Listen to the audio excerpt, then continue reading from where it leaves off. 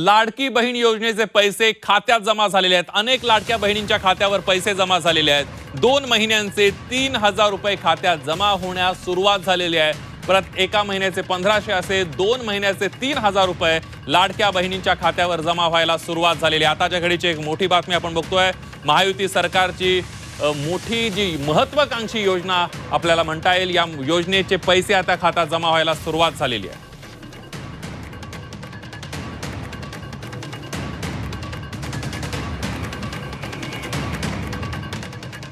आम्ही सांगितल्याप्रमाणे, दिलेला शब्द दिल्याप्रमाणे 17 तारखेला जेवढ्या आमच्या लाडक्या बहिणी ज्या पात्र आहेत त्यांच्या खात्यामध्ये 2 जुलै आणि ऑगस्टचे 2 हप्ते त्याच्यामध्ये जातील। हा आम्ही सुरुवातीपासून सांगत होतो, त्याची सुरुवात झालेली आहे। आता विरोधकांना तुम्ही विचारा त्यांच्याकडे काय उत्तर आहे। आणि म्हणून माझ्या लाडक्या बहिणींना मी पहिल्यापासून सांगतोय, या सावत्र भावांपासून सावध राहा।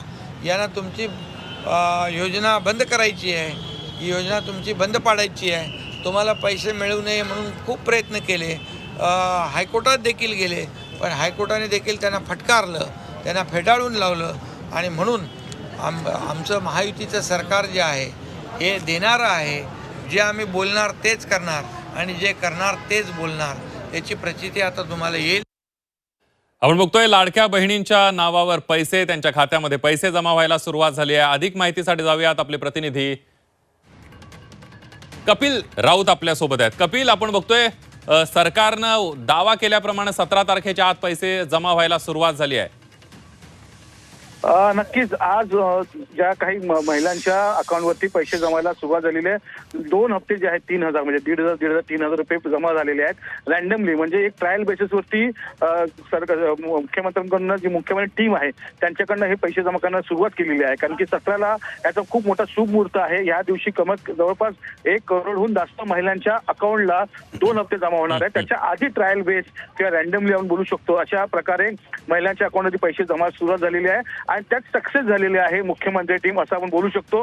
पैसे जे आहेत ते जमा झालेले आहेत अकाउंटवरती काही महिलांच्या, त्यामुळे एकंदरीतच एक वेगळं वातावरण निर्माण झालेलं आहे।